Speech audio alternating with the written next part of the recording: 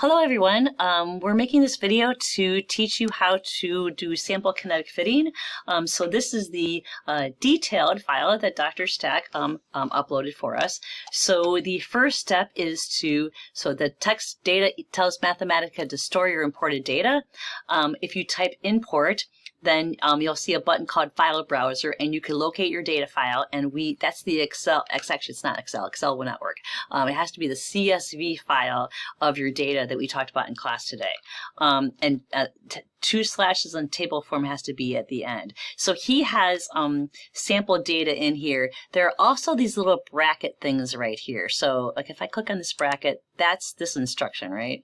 Mm-hmm. And then these are more instructions right here. And then this right here is the data import command. Input. Yeah. You're asking it to import, but in the Mathematica speak, there's the input and then the output is below. Okay, so this is your data. So like this big long thing right here. Yeah, the output from the command. Come from the bank. Okay, got it. Okay, so then what you would do is you would paste your data over that data. Is that still in the other file too? Like you have sample data there too, right? I don't think I gave any sample data. Oh, okay, all right. Well, so if you use this file, you'd have to paste over this data.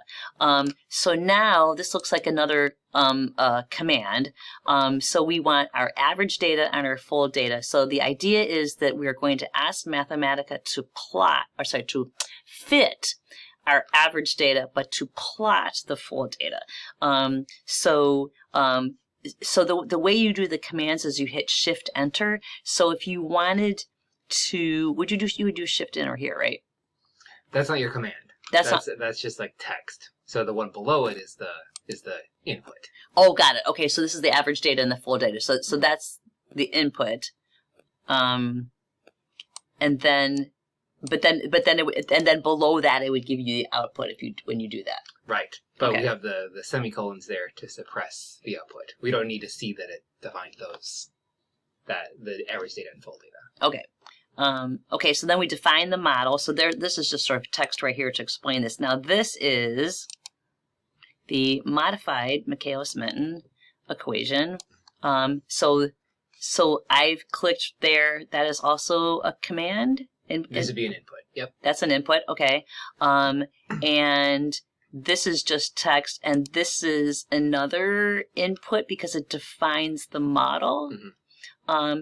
So we're going to, so our KCAT and our KSP have to be greater than 0. So we have defined that.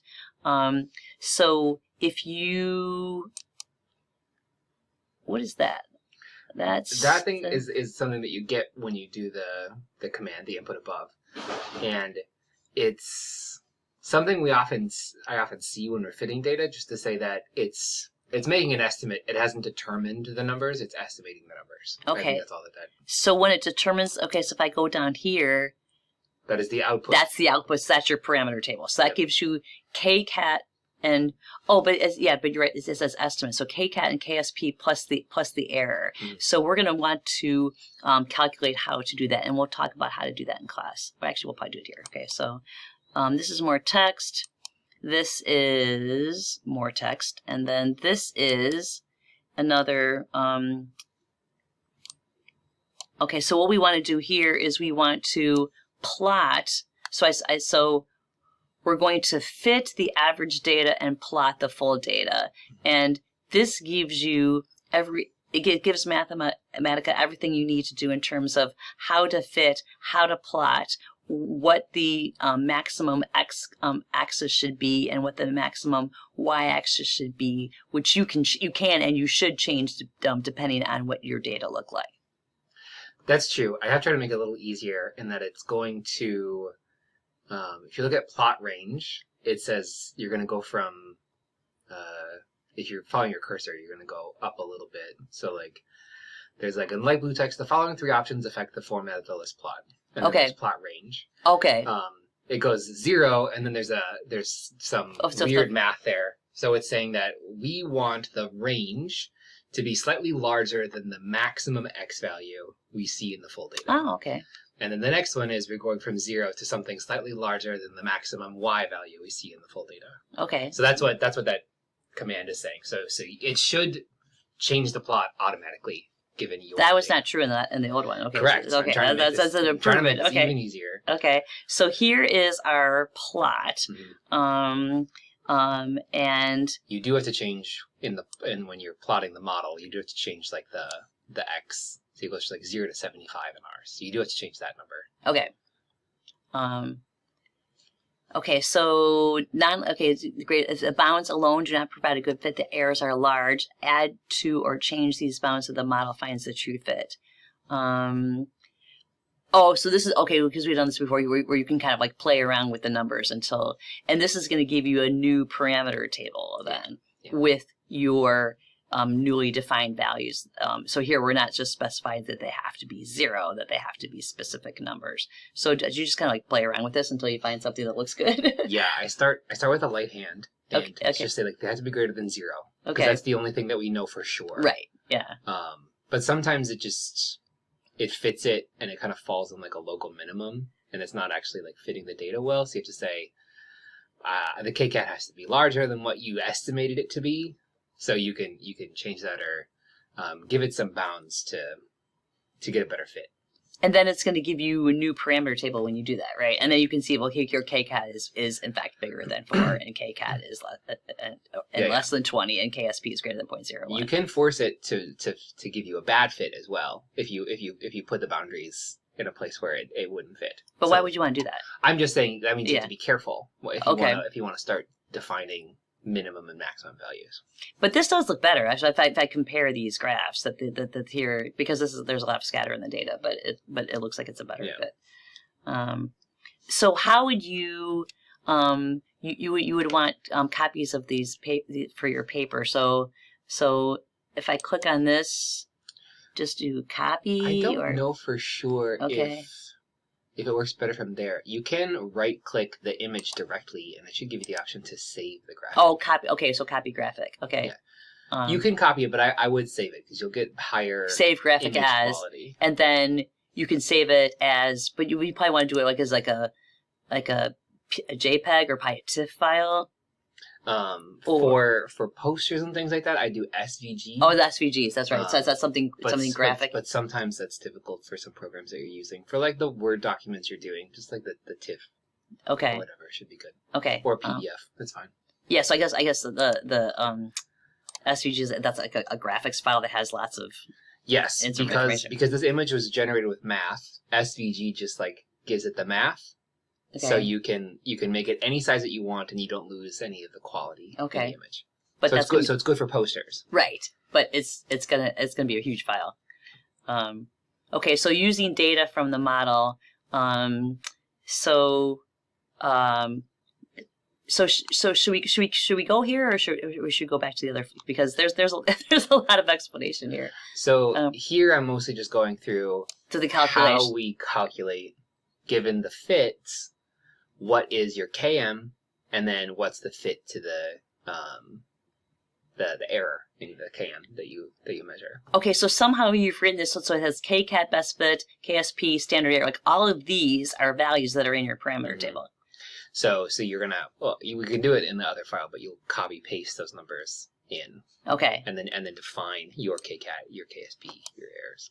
Okay, so this is KM best is KCAT best value over. Oh, this is defined really, really well. Wow. So then you can get Mathematica to solve this equation for you. Yeah. So then you get your KM, which is supposed to be close to 30 micromolar because that's typical. And then because you calculated KM using KCAT and KSP, you have to do a propagation of error calculation. So that's fun. So this is actually already put in here for you. So you have the standard error of the KCAT divided by KCAT, square that, add to that the standard error for the KSP divided by the KSP, square that, add them together, take the square root of the whole thing, and then you get the KM standard error. This gives you the KM standard, because I thought in the last one you used to have to calculate that, but that looks like it's calculated directly. So this is the KM, and then that's the standard error, right? Yes. Okay. But those aren't the right sig figs, so we're gonna have to do that later. Okay, so So we're going to convert KSPs has units of reciprocal molarity, reciprocal seconds. So you just have to multiply that by 10 to the 6th, and you do that to the same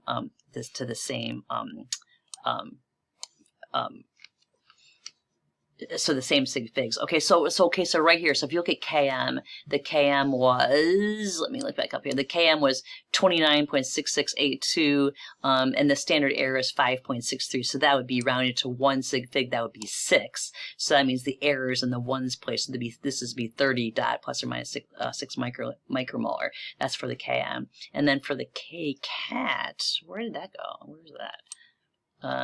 So I see KM. That's in the table. Okay. Oh, because that's what they already give it to you. Okay, so here's the KCAT. So again, this is going to be 1. So that's going to be 9 plus or minus 1. And then the KSP is trickier because you're using scientific notation. So the KSP is although not with this one.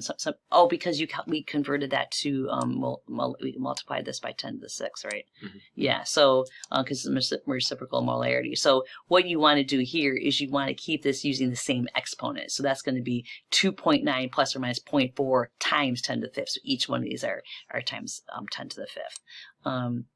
So we can calculate KCAT percent error. So Mathematica will do that for you. Wow, this is fancy. This is fancy than we did before. A great data set has less error than 10%. Says a good data set is 15 to 20% error. There's like almost 20% error in the KM. So I don't know. Maybe we'll do a hill plot later. So a hill plot is if you have so this is a linear model. So a hill plot, so if you remember from Biochem 1, is that instead of a hyperbola, you have something that looks a little bit more sigmoidal. So maybe there's some cooperativity going on. Although MDH is not supposed to exhibit cooperativity with its dimer, but I suppose with the mutation, maybe that could change. So so maybe we'll do that later. Just so the video is not too long. Okay, so what I'm going to do now then is that was the detailed file, and this one. So I wanted to actually put some real data in here. Okay, so this says data import. So what I want to do now is I'm just going to put my cursor here, and just start. Do you want to put in your data? I want to put in. Yeah, I was going to do Jessica's data. Okay. So then you should get rid of the file path that's in there right now. So that's this. So that's this. But I want to keep. I want to keep the quotation marks though, right?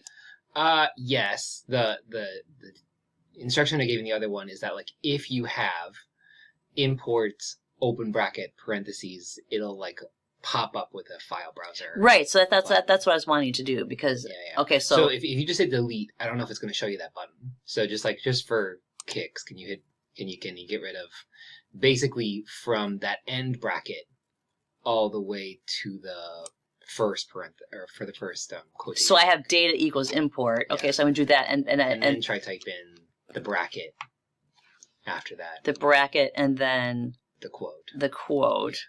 Okay, so now I get file browser, and I have this on my H drive right here. So where are we here? Kinetics. Okay, so I'm going to use Jessica's mutation from back in 2022. So if I choose that, okay, so, but then I have other stuff that's not here. Yeah, the thing you're missing then is the ending bracket. So the bracket goes after the quotes, right? Yeah. And then I have to do that / table something, right? Table form. Table. Yeah. So TAB. Oh, it even does it for you. So get table form. Okay. So now you have a command. You have your input, and then Shift Enter to get your output. And I have the cursor in the right place to do Shift Enter. Okay, so I do Shift Enter, and okay, so this is fun. So that takes the data that were there and replaces it with Jessica's data. So the top are the average, and the bottom are the trial 1 and trial 2. So I'm just going to get rid of the suggestion right here. So okay, we still have to do average data, and we have the full data, so we have to define those, right? You have to copy your data in first. Oh, so if I just, this was not working for me before, but okay, so if I just do, and I'm doing right click, I hit copy. So that is my average data. So I'm just copying over the data that are there. Did I do something wrong here? No, you're fine. You okay, highlighted the right and then part. paste. Okay, Yeah. EA, that worked. Okay, so, and then this is my full data right here. So it's trial 1 and trial 2. Right click, copy, and then I go down here to my full data, and then hit paste. Okay, so now I want to do. I wanted to sort of like define. I do want to do Shift Enter. So so where you are is fine. Yeah, where I am is fine. As long as your cursor is somewhere in the input, or like I showed you, if you're highlighting the bracket that defines the full input, it'll be fine. Okay, so if I do Shift Enter, then what I get is, I'm not sure what I got, but that defined the full data and average data. So like before, those are blue, and now okay, that's right. Okay, so let me show. Yeah, so that now they're black, so I know I've done it right. So in the next section where you see average data and full data listed, those are now black because Mathematica knows what those are. Excellent. Okay. All right. So now I need to define the models now. So the benefit with this version is that everything is in one input now. So we're going to define the equation. We're going to fit our average data. We're going to get the parameter table, and we're going to plot our data all in one command. And that's all. I've highlighted this bracket, and that has everything you just said. Exactly. Okay. So, but I still need to do a Shift Enter to define it, right? Correct. So Shift Enter. I can just Shift Enter. Here. Yep. With this bracket highlight. So if I do Shift Enter. Wow, this is cool. Okay, so so it looks like it's gotten a start here. So okay, so here's my parameter table. So I have a KCAT and KSP, and I have the standard errors, and then okay, so everything is black now except for KCAT and KSP because those are variables, and we don't want to define those. Correct.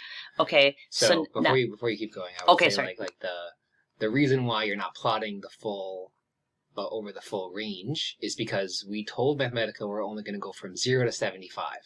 Okay. In that, when we asked it to plot model S 0 to 75. But we can change that. You can change that. Yeah. So it looks like you're going to you don't have to even be exact. So in that last line of the input, where it says plot bracket model bracket S, and then there's like in the curly brackets S0 to, and you could just put 375. We don't need to be exact or anything. Like that. So if you just like make sure like you're some number greater than if you do Shift Enter, it should then give you a new plot. So but I have different. So should I just do Shift Enter like right here? Wherever. Yeah, okay. As long as you're in that input. And now you've got the... Oh, okay. All right. So I can use this as... this said 300, so if I said 375, I just picked some number that was bigger than what was displaying right here. And then I get a new parameter table now, too. Yes. So it redoes the calculations for me. It shouldn't have changed the fit between the two, but the plot changed. The plot changed, yeah. Okay. And the plot looks pretty good, although, I don't know, maybe it doesn't. Okay, so so now we should use the data from the model? Yes. So I have, okay, go ahead. Okay, so now. What you should do is we have model data. I would re-hit that button to update the table. So that very top input that you see where it just says model data, where I'm saying showing the table again is a reminder. I would put your cursor. Okay, I'm sorry. So put the there's the big heading, use data from the model. Yes. And then there's the first input underneath that. Oh, okay. Model data, showing the table again as a reminder. So I would click in there and do a Shift Enter to update it, so it shows the new parameter table that you just made. Okay. So click in the. Oh, okay. That's the old one. Okay. So if I do Shift Enter here, that should work. In the one bracket up, you got to be like in the input. Okay. So if I do this bracket, that's this bracket right here. So that's this input right there. Yeah. So if I do Shift Enter here, okay, and then that gives me my new table. Yeah. Okay. So here then, I would take the values from your table and just copy paste, like what's your KCAT, what's your KSP, what's your KCAT error. Okay, so I'm just going to do, okay, here's my KCAT. So okay, so that's my KCAT right there. Copy and then paste, and this is the KSP best fit value. copy, and that's KSP, and that goes here. And then the one interruption fast. So like the little like. Oh, that's right. I got the little thingy. Okay, there should only be one thingy. That indicates that there's like more data that it's not showing. And that's not what we want. It's I think it's okay if there's more than one, but just be careful, because every time you do that and you don't get rid of it, you have two. Okay. Like you still have one in KCAT. Oh, that's right. Okay, so I should get rid of both of these guys. Okay. And then there's the KSP standard error is here. So copy that. So I should proofread this to make sure it's okay. So, all right. So, okay. So all of these have one sort of mark here. So 42 plus or minus. KSP. Oh yeah. Okay. Okay. So those are all values are all right. They match what's in the table. So now I want to calculate KM, right? So because everything now is in one input. Again. I was just looking at this. There's this enormous bracket right here. You can just shift enter and it'll do all the calculations. Oh, this is so great. Shift enter. Wow. Okay, so so I get a large KM. So KM standard error, KSP standard error, KCAT percent error. Wow, this is fantastic. Okay. So I didn't actually have to calculate any of that, but I do have to go through and make sure when I report my KM, my KSP, and my K. Oh, these are percentages. Oh, right, those were back up at the table. Yeah. So for the KM, so this is going to be 90 plus or minus 20 micromolar. And then for here, I would just go up to the KSP standard error. This was the conversion to molarity. And then and for KCAT I just go up to the table and just okay. So I've got that there. Okay, and these are alternative binding equations. So where's my graph? You don't need the graph. It's the same one. Oh, it's right up here. Okay. So this looks like it might develop to benefit from Hill because it looks like there might be some sigmoidal character here. So this is why, like, then in the second round. So if you go down here, alternative binding equations. Okay. So you can fit Hill equation, an inhibition equation, and just the straight line all at the same time. So you can, again. I can click this right here, and that does all of those things at the same time. Yes. So I click that and do Shift Enter. Yeah. And then it gives me some very interesting. Okay, so there's a linear model, which doesn't look great. The Hill model, which also doesn't. I didn't change the. I was gonna say. I was just okay. So here, if we're just going up to looks like 20, maybe that. Yeah, we went to 40 and then 350 or something like that. So I would have to go up here, and I would have to change. It's like 0 to 350. And then 0 to 40. Is that the number that I saw? Yeah. Okay. So instead of 75, this is 350 here, and then I think 350 over here too, right? Yes. Okay, and then 350 here, and then okay. So y to 40. So yeah. So that 7 is a 40. Yeah. And you should do that for all three of those. Yeah. Okay. So every time it says 75, I should change it to 350, and I didn't mess up anything there, I hope. And every time it says 7, I change that to 40. So over here, 350. So make sure you don't get rid of the curly brackets or anything like that. And then 350, and then the 7 gets changed to 40. I messed this up. 40. That's right. It's 0, 40. And then this is 75. I changed that to 350, and the curly bracket's still there. So I just do this again? Yep. And then do Shift Enter. Well, that looks much better. Okay, so linear. Oh, that Hill model looks pretty good. Substrate inhibitions. So I wouldn't just go by if it looks good. Okay. I would look at the fits. So if you scroll up to see like the parameter tables for each of them. Yes. Look at the errors. The middle one is your Hill plot, and that one, interestingly, the n is less than 1, which says it's anti-cooperative. Yeah. But it's a really good fit for that error. It's a little weird because it has like a non-real value for kcat there. So that's one where I might try to like push the fits to give them more reasonable numbers. So that's when you go back way up back. That was in the other file, but oh, okay. So like there are some here where I'm showing. Oh, like, it says KCAT and KSP yeah, like greater than 0, so you could play around with those numbers. Yeah, okay, yeah, and change them to numbers that aren't 0. But that would be one where like it looks definitely like it would benefit from fitting to a different equation. Okay. Like that anti-cooperative. Anti-cooperative. So that's really interesting. So are we done? Because I know that this it is time for me to go. It's time for you to go. So I think we're done, right? Yeah. Okay. So I'm going to go back here. We could click here to pause.